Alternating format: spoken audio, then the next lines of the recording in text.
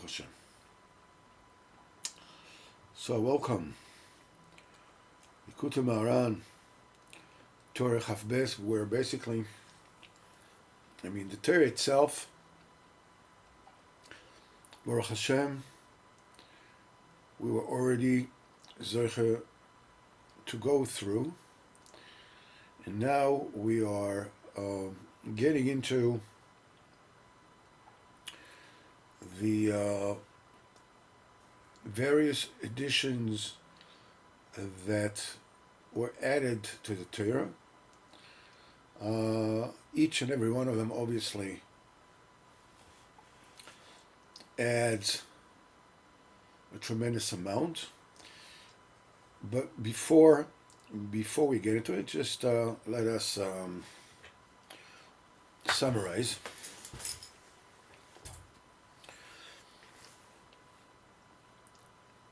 In this Torah, Rabbeinu says that there is something which is called a seal,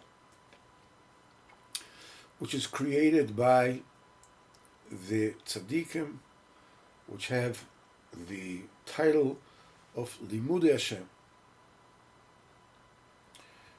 the learned of Hashem. What does it mean? Al pi pshat, it means that they learn Hashem's halachas. That's what Limudei Hashem means. And Rabbeinu explains it in a different way, that Limudei Hashem, that they give HaKadosh Baruch Hu the service of advice. In other words, they sit with the HaKadosh Baruch Hu, and the HaKadosh Baruch Hu lets them know what the Din Torah is, according to the behavior of the world at this particular point in time, obviously. And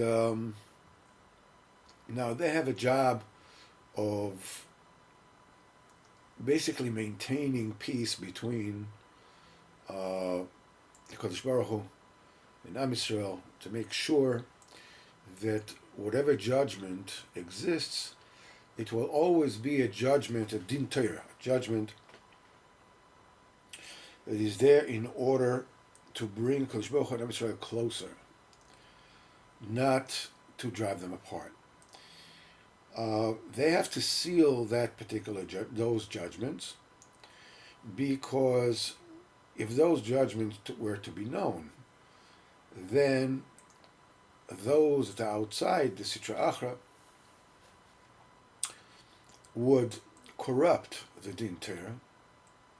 But it's a very delicate balance, between a judgment and a judgment that is aimed to bring closer, not to drive away. So, when does it come to when it stops bringing closer and starts driving away?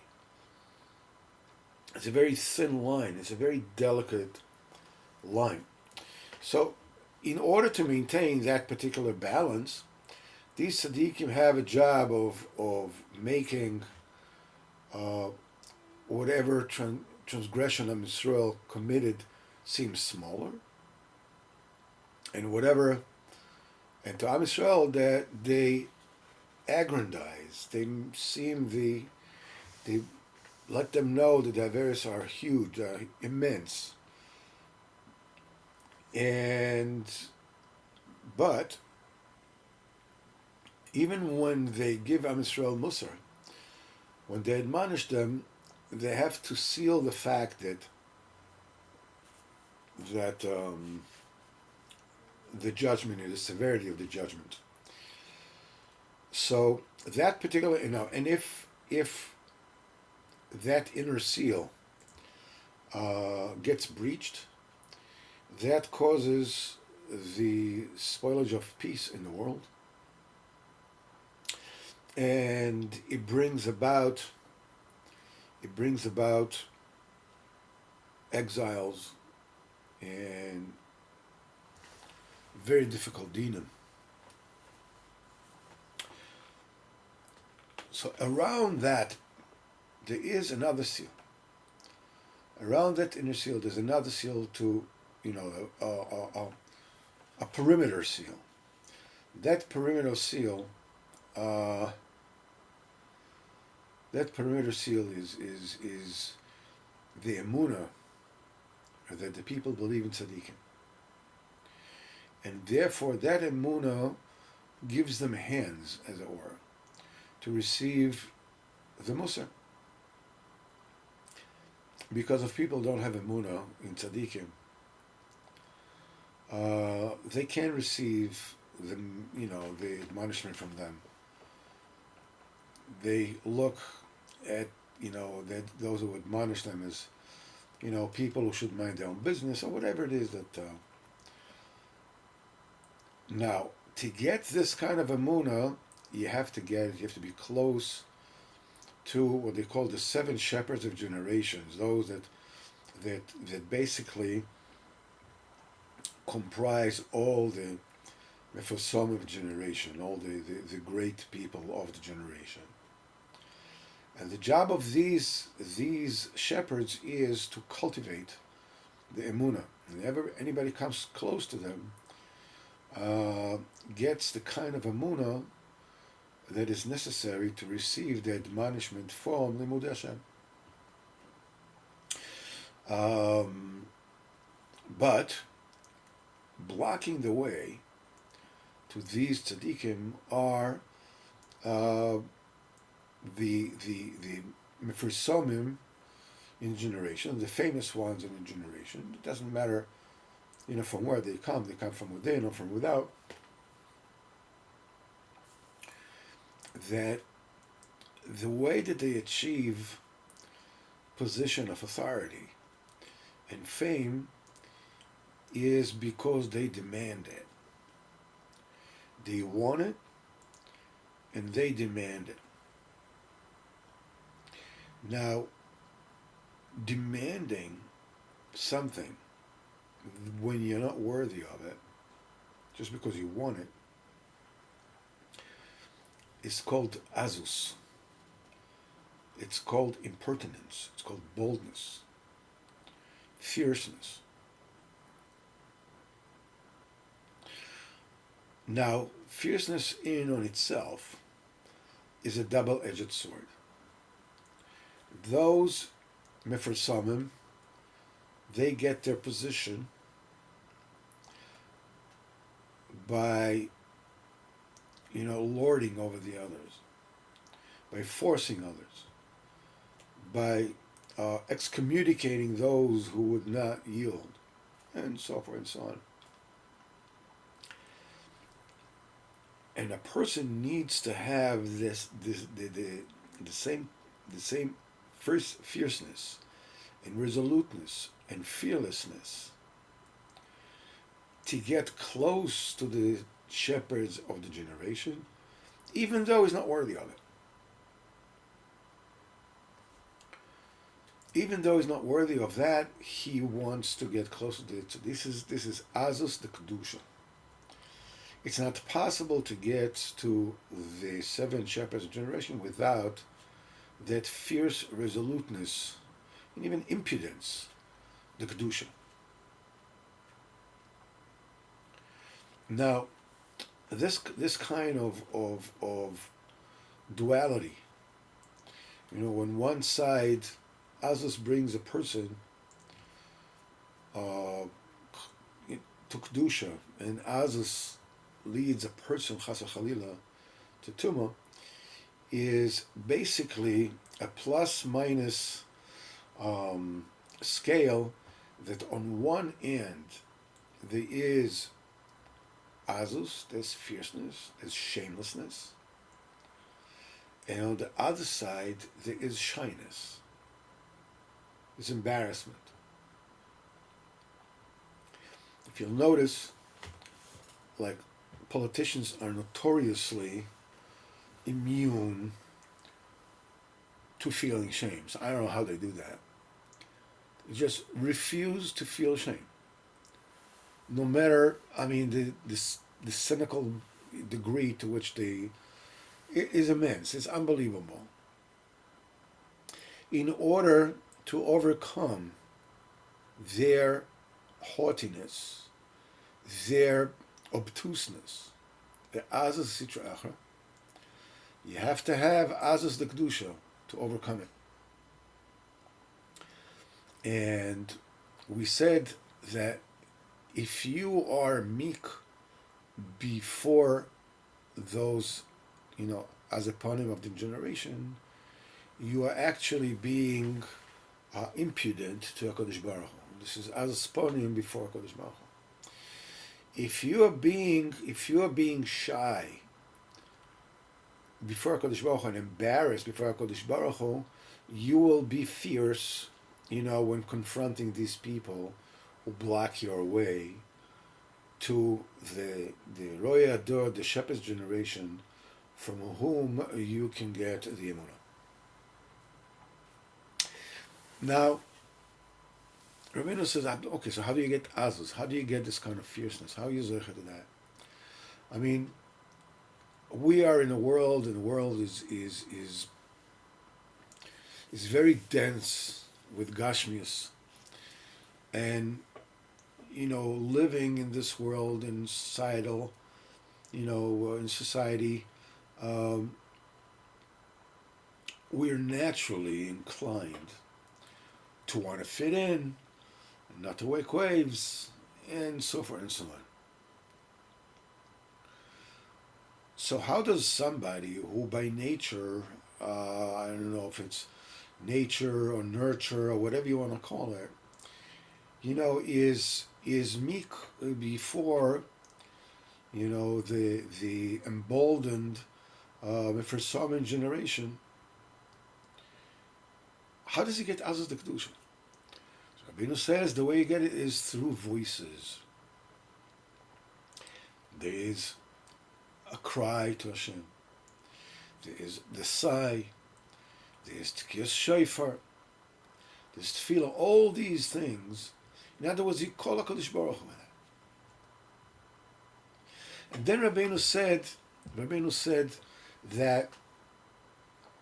that state of that confrontation between the bold people in the generation, this is Trachra, and the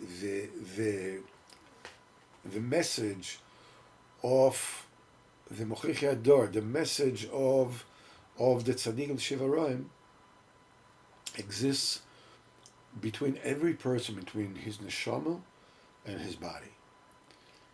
The neshama represents the tzaddik, it represents the Mochichi Ador, it represents the voice of HaKadosh Baruch Hu. The neshama, gets, is perceiving tremendous things all the time. On the other hand, the body is, it's flesh and blood, it's corporeal, and it resists. Now, as a result of the boldness of the body, the neshama cannot get close to the body, because the body is so physical, it's so material, that if the neshama would come close to it, the neshama can be dragged down with it, as it were. The role of the body is to annul itself before the neshama and be the servant of the neshama. The same thing exists between the people and the tzaddik.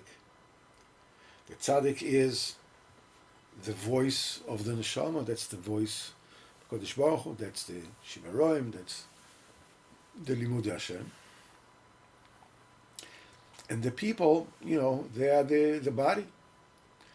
Rabbeinu says that this is, it says like the body and the neshama, he says, from the voice of my sigh, of my groan, davka atzmi lebesari. My etzem, my essence, has come close to my flesh. When a person sighs, when a person cries out, it enables the neshama to come close to the body.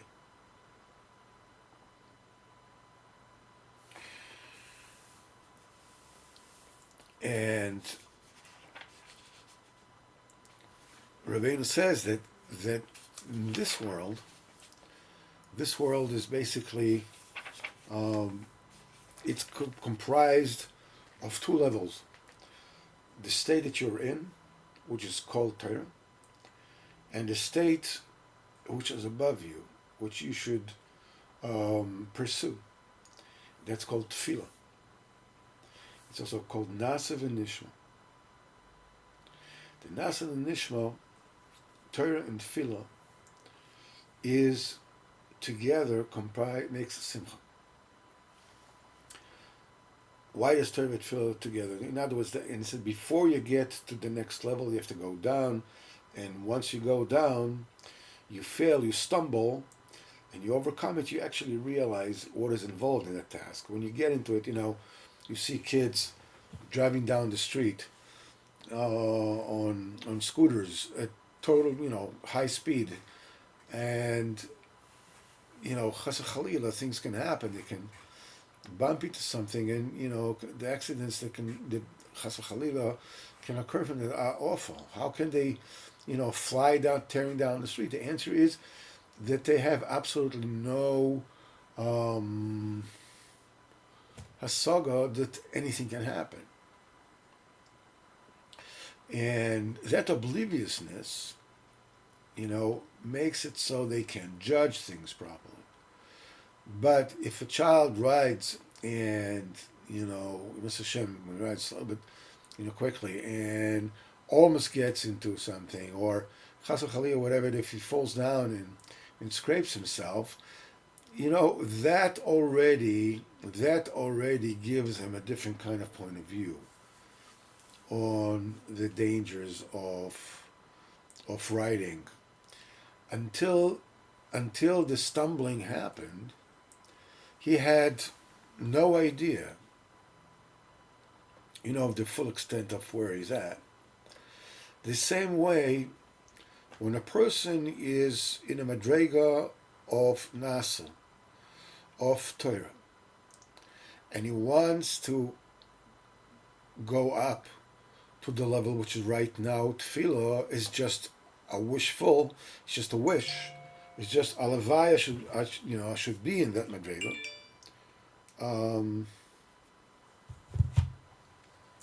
First of all, in order to climb to the next step, you have to try, you have to yearn for it. And in the process, part of the process is that you stumble. And that stumbling block becomes the tool to realizing the next step, making from what was tefillah, what was nishma, now it becomes your new standard. It's your new nasa. It's your new Torah. Like a child, until now he, tore down the street, with reckless abandon, because he didn't know that anything could go wrong. The minute chas v'sholem something goes wrong, that stumble, makes him a safe driver, a safe rider. He realizes things can go wrong, and therefore can ride that much better, that more safely. In other words, the stumbling block is the tool with which you reach the next madrega. We'll take another example. Let's say that you want to get a mortgage. Person never got a mortgage in his life. Wants to get a mortgage. Goes to the banks and this and that, and he goes through whatever it is, and they bring all the papers, whatever, and then they reject him, and this was like this because of that. When he's rejected, he learns what the mistakes that he did, how he's supposed to present things, what kind of papers he's supposed to bring. So that failure, the next time that he goes to a bank, he already knows what to do. Especially once he already gets a mortgage, it's very easy for him to get another one, because he failed and he succeeded, and then he can get another one. He is already a mortgage getter. So the failure is the tool for success. The Yerida is Tzarech Aliyah. You're going down in order to ultimately go up. That Nasav and Nishma together, when you understand that you go down and you go up, and they're both part and parcel of the same thing. Altogether, life's challenges become one log simcha, one whole simcha, because even when you fail, you succeed. In fact, failure, as we said, is a prerequisite to success. You can succeed without failing. So the entire process of failure and success together creates a simcha. And that simcha is eternal. It's not a simcha that is dependent on success or failure. Both success and failure are successes. Then the simcha is eternal. And so, Lamaisa, this is the Torah in the nutshell. And now we're talking about, in this thousands the Kedusha and the two seals that you are Zoicha, and how they are both found in the month of Tishrei. And this is basically the last paragraph of the Torah, before the Ashmatas that belong to the Torah. It says as follows: Ve'azas de Kedusha u'pchinas Tishrei. That's like the month of Tishrei. Valken nikra Yerech Eitzonim. Tishrei is called the month of the mighty ones. Milishon Tkifus ve'azus. Yerech Eitzonim, something the mighty ones, is from the notion of resoluteness, and stick-to-itiveness, and azus. Why? Ki az tzak in Israel koiles v'kol shofar. That's the month that Am Yisrael are crying out in a great voice and in shofar. Shakoiles kula b'pchinas azus. We said before that voices, that sounds that a person make, they're all pchinas azus. Even going around with coins. In the shul and begging, you think, the beggar is very meek. But the fact that he's bouncing the coins in his hand is, he's intruding into your headspace, as it were. And this is Pchinas Azus. Even this, Rabbeinu says, this is Azus. Valken, that's why in Tishrei, because it's the month of Azus and Koiles, Nechtamu v'nistaknu shtei achisonos, choisem b'toch choisem. That's why in Tishrei you have both seals, a seal within a seal. As Rabbeinu Arizal says that, and it says Rabbeinu Arizal explains that in the time of Ne'ilah, that creates the inner seal, choisem apnimi. And Lel Shana Rabbah creates the outer seal.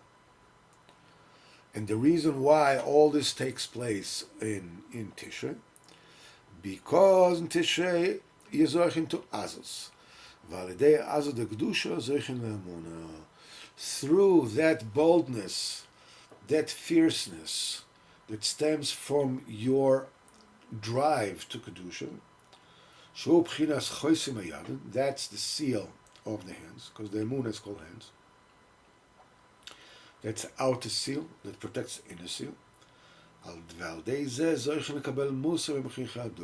is how you merit, you get to the position that you're ready to receive the admonishment from the Mochichi Ador.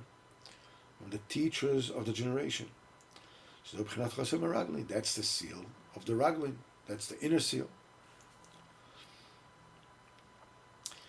This is the two seals that we said, that we began with.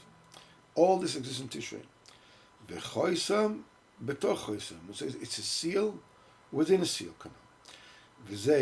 So now there's an encapsulation of that, and it says V'zeh Tishrei. The letters of the word Tishrei, Tav Shin Reish Yud, begimatria shtei pamim choisam, im shtei tevis. Choisam within a choisam. Choisam together, the gematria is Tishrei. V'alkem b'Tishrei Simchas Yisrael. That Tishrei is a month of Simcha. Because, as we said, how do you get to Azaz? In other words, the sounds. How do you get to sounds? It's through Simcha. As it is said, because the joy of Hashem, He mozchem, that's your strength, that's your might, that's your boldness. And also that particular pasuk is written about Rosh Hashanah. That is, that obviously is in the month of Tishrei. Up to now is Torah Chav Beis. Now, Rabbeinu brings, deletions that have to do with this particular Torah. We said in the Ois Aleph that the Mochichei Ador, they give a Kodesh Baruch Hu Eitzah. The Kodesh Baruch Hu reveals to them the judgments of the generation. They are going, in the Shlichim of Kodesh Baruch Hu, to admonish Am Yisrael. And that's what they call Raglim. So this is encompassed in the Pasuk, V'zeh vaya ekev tishma'un es hamishpatim ha'ele. And it will be since you will hear these mishpatim, these judgments. Ekev, in Hebrew, it's not only since. Ekev also means the heel. The heel is famously the place of dinam. That's the place that hits the ground whenever it is that you walk. Ekev chinas raglin, because Ekev is in the raglin. The raglin are the machichim. These are the admonishers. Velahem megalim adinim, and to them HaKadosh Baruch Hu reveals the judgments. V'hem mochichim esador, and they are going and admonishing generations. V'zeh v'hayo ekev tishmon. The ekev, the raglin, tishmon. In other words, Pchinas Raglin, from that means of Raglin, in others, the Mochichin, Tishmeun as a Mishpatim Ha'ela. You will hear these judgments. Hayim Adinim, because Mishamayim, they reveal them to them. And with that, they use to admonish the generation. This is one Hoysafah. Another one, in Ois Dalet, we spoke of all the koilos, all the sounds of Kedusha, like crying out and anoch and sighing and groaning and kol shofar and singing and pchinas azus, that's azus the kedusha. They bring you to azus the kedusha. As we said in Old Hay, the kol the kedusha is kol shofar. Now, the voice of the admonisher, kol machiach, the voice of the tzaddik that admonishes, or pchinas kol shofar, is equal to the voice of shofar. Moshe Kosuv, keshofar harem kolecha. The Kodesh Baruch Hu said to the prophet Shayahu, raise your voice like a shofar and tell my people their crimes. So you see that admonishing is akin to shofar. V'chen kol nagina, the same thing with the sound of singing. They played well, they sang well, be trua. Trua is, the voice that we make with the shofar. But it's the second sound. We make tkiya and then we make trua. Now, there's a suffix if, the trua is, this kind of yodeling sound, or it is broken sounds. So, because of that suffix, we make both. But Lamaisa, it's tkiya, trua tkiya. The trua is also for those of crushing something. Teroyim b'shevet bazel. You will wreck them with a bat of iron. Teroyim b'shevet bazel. So teroyim shon trua. So trua means something that is bashed. You're bashing the azus, you're bashing the stubbornness, you're bashing the physicalness, the physical aspect of the body, of the azipanim of the generation. That's true. That's hetivu nogen b'trua. And what is alluded to in this, shekol anigon hu b'chinas trua, the sound of singing is a trua, a kind of trua, b'chinas shofar. And it's also said, "Vata tires ami," you will shepherd my generation. We said these are the 7 shepherds, right? Shiva roim. So the shon trua, vata tires ami, you will shepherd my generation. What does it mean? You will keep them on the straight and narrow. In other words, trua alludes to the 7 shepherds, because it is sounds of kedusha that enable you to get close to the Shivarim. As we said in Otes, that every person has a nasa, which is the darga that he already achieved. That's Pchinas Torah. And that's Pchinas Nishma, as we said before. Now, Pchinas Nishma is the madrega you haven't reached yet. That's the one above. The idea is always to bring the one above that's still, a theory, and to make it into Maisa, and get higher, get into higher madriga, and take it, and you get your new nishma.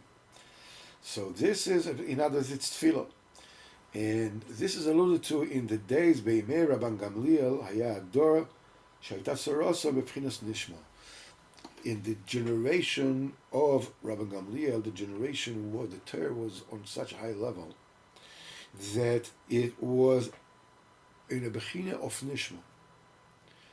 It wasn't a Torah; it was already nishma, b'chinas tefillah. This is what Chazal said, Masechet Megillah, B'mei Rabban Gamliel, in the days of Rabban Gamliel, he learned in Torah ba'amida. They learned Torah standing up. After his days, they learned Torah sitting down. Amida, as everybody knows, is tefillah, right? Amida is tefillah. That means that in the generation of Rabban Gamliel, they learned Torah b'chinas tefillah. Vaken, that's why Mishemet Rabban Gamliel, when Rabban Gamliel passed away, Batal Kvad the Torah. The code of the Torah was annulled.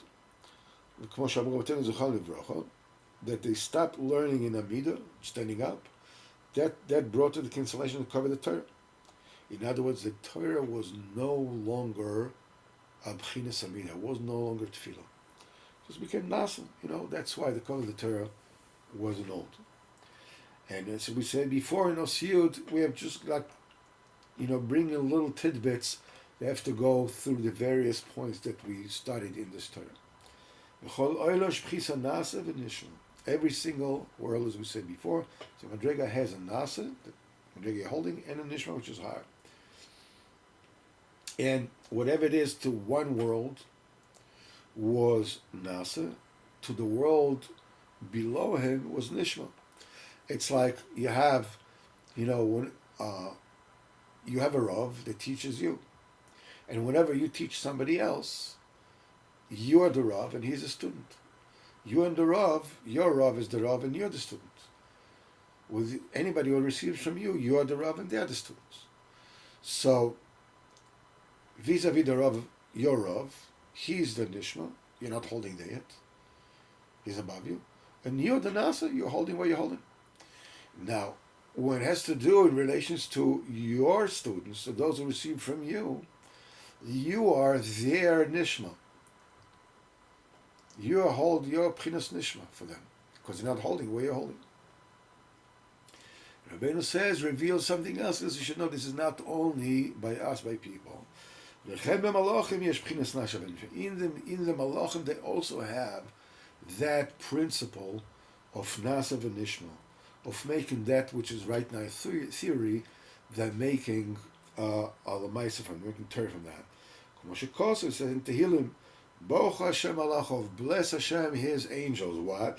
Giborei Koyach, those of mighty strength, Oisedvaroi, those that do what Hashem says, Lishma B'kol Vara, to hear in the sound, the voice that Hashem made. As Chazal said, in other words, they do the Dvoroi, they do the Dibur, is Nasa, Lishma, so they are able to get the Nishma. In other words, the Malachim also are using that secret. They're doing the Dibur in order to be Mekabel, the Dibur. And that's a tremendous secret. As the Kodesh Baruch Hu says, when Am Yisrael said Nasa v'Nishma, it says, in Masechet Shabbos, Baskol came out, Mishamayim, he says, Mi Gila Razel Bonai, who revealed that secret to my children? Raz Shemalach Hashos Mishtamshim Bo. A secret that the archangel are using. That Am Yisrael behaved like the Malachim behaved. That they are ready to do before they hear. It says, Oised first of all it says to do what Hashem says. And then it says to hear Dvaroi. In other words, not any others, any servant, first of all they hear, and then you say, I can do it, I can't do it. It's within my capacity, or it's not my capacity. But the Malachim don't do that. First of all, they hear what HaKadosh Baruch Hu wants, and they go ahead and do. First of all, they do what HaKadosh Baruch Hu wants, and then they hear. In other words, they're ready to do no matter what it's going to be. And Am Yisrael behave that way as well. Another way, this says, it is not possible to get closer to Kedusha unless you use Azus. It says, Have Az Kenamer, Meseches Avos says, be as fierce as a tiger. As a leopard, Lo Nisna Torah Israel. The only reason the Torah was given to Am Yisrael, Elam Pnisha Azim, because they are fierce. Am Yisrael are fierce. It is through the Az the Kedusha Am Yisrael can actually be Mekayim the Torah. And then Rabbeinu says, this Gan Eden and Gehenim are in this world mamish. This Olam Hazeh, this Olam Haba, the Beis Hamikdash was Olam Haba in the Olam Hazeh. But you can't come to them because of the freezing in the north and in the south. This is a thing that needs to be understood.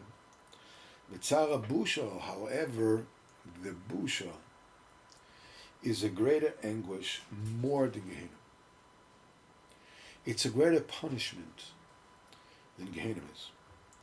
Valken, Kol Yisurim, as all the Yisurim, all the torments of this world, Yeshben, Tzara Busha, they have in them the Tzara of Busha. That what? A person is ashamed before his friends that he's suffering these Yisurim. He can be part of what they are and what they're doing, whatever it is. He's like excommunicated because people want to live in this dream world that they're going to exist for generations upon generations upon generations. Like Rabbeinu said that people say, there's a club of people who die. I'm not a member of that club. That it's a demon that people have. That's somebody who's has Yisurin, he's embarrassed that he cannot join, his fellows. It says, that's why in the future, Tzara Busha Gadol Noid, the Tzar of the Busha is immense. In Olam Haba, the Tzar of the Busha is, look what I could have achieved, and look what I did or didn't do. So Olam Haba, then we'll know it all. It'll be open. And so if you're saying that the Tsar, the Yisurim of Gehenna, the fear of Gehenna, is like standing, like turning around and finding a lion 10 feet from you. A tiger 10 feet from you, stepping towards you. That is the kind of fear of Gehenna. This paralysis, this desperation. It is the result of Azus. Az ponim le Gehenna. Anybody who has Azus, the Tuma, goes to Gehenna. Nevertheless, says Rabbeinu, the suffering of the Busha is far greater than that.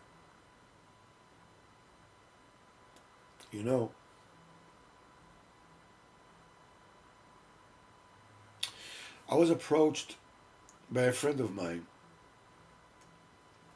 that told me that the social workers, crazy social workers, deal with people that suffer from, various addictions or problems. I don't know, addictions, mamish, and, they have to go to whatever it is. But the thing is, it says they come once a week, they pay, 250 shekels, whatever they pay. And they never really get helped. And these social workers told him that 1 out of 6 people are able to hold on, to persevere. So we spoke about that.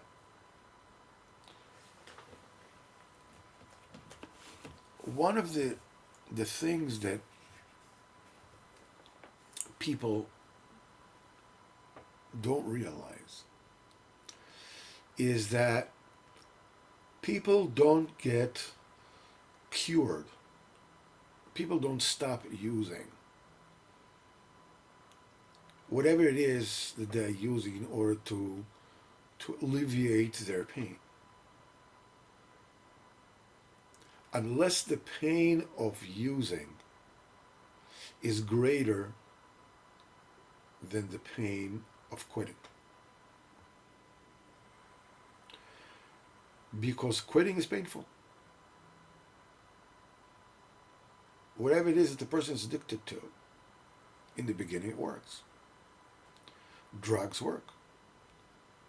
They take away pain, they give euphoria, whatever it is, they give respite.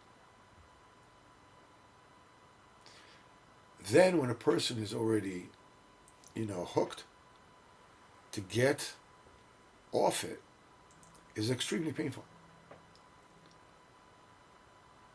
Besides the fact, that you're giving up your means of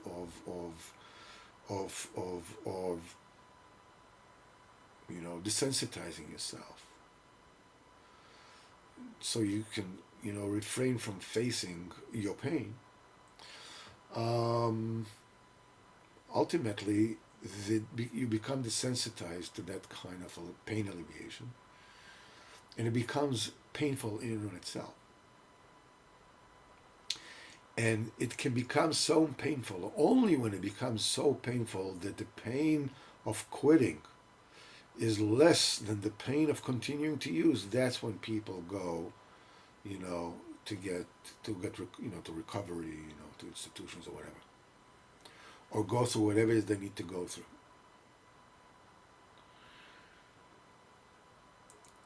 So this friend of mine asked me, why do you think that the people that they already know, they suffer, they go to these social workers, why don't they keep on keeping on? So I said, first of all, in my opinion, first of all, it doesn't hurt that much. When it hurts a lot, so they go to social workers, so the social workers take the sting out of the pain, and then they continue. So it's okay. It's not the end of the world. But there's another point in it that I would like to make that is more important. And that is that people have a need to pay the price. Whether it's a price for a real malfeasance or an imagined one. People need the checkbook of their lives balanced. Police officers know that. Unless they're talking about a hardened criminal, people that law leinu, murder or whatever it is. They don't have to search with the magnifying glass like Sherlock Holmes. All they do is they sit with the suspect and they tell him, like, she drove your kids, and didn't she? They give him a chance.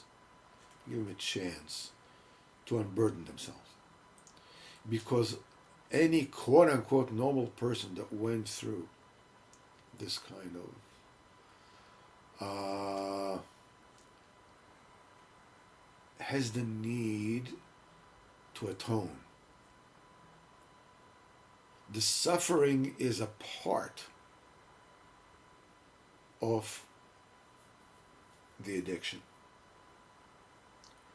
They're not just addicted to the drug, they're addicted to the prices that the drug, or whatever it is that they are addicted to, exerts on their lives.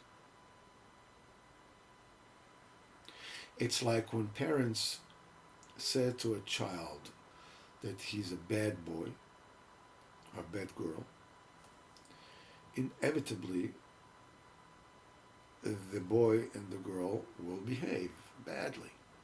Why? Because they're good children.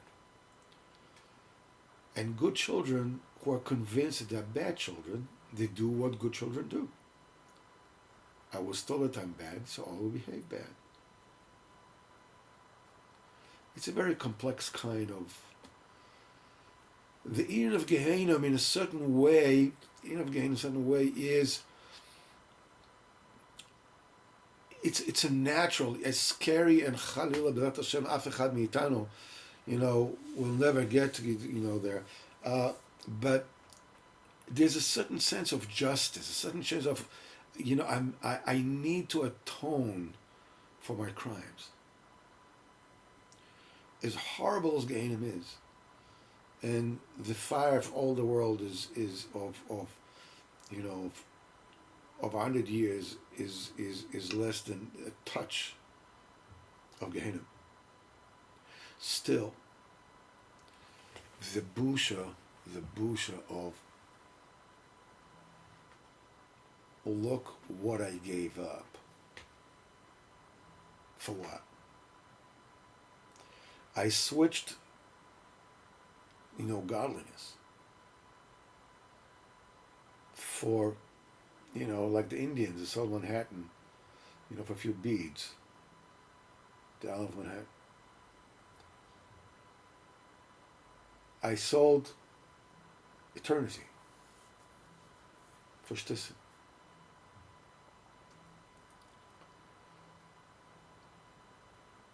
The busha of that, Ad Kedei Kach, the Rabbeinu says that in Olam Haba there'll be tzaddikim there are tzaddikim that will get in Olam Haba what greater tzaddikim will get in Olam Hazeh. Which means when they'll get to Olam Haba, they will be embarrassed before the other tzaddikim, because how come he didn't get to their madrega? It's because yes, you worked hard, Baruch Hashem, you're tzaddik, but you didn't work like him. If you would have worked like him, you would have gotten that madrega. Every tzaddik gets singed from the chuppah of his friend, for that thing that warms up his friend, from the nas and the nishma. Bezrat Hashem, we will continue the finale, as it were, of Torah Chaf Beis next week. Baruch Hashem, the entire Breslev was dealing with Torah Chaf Beis, for a long time, learn it, davening it, we're going with it. Hashem should help us, Bezrat Hashem. Bezrat Hashem, next Monday, hopefully, we will finish this Torah so we can move on, B'ezrat Hashem. And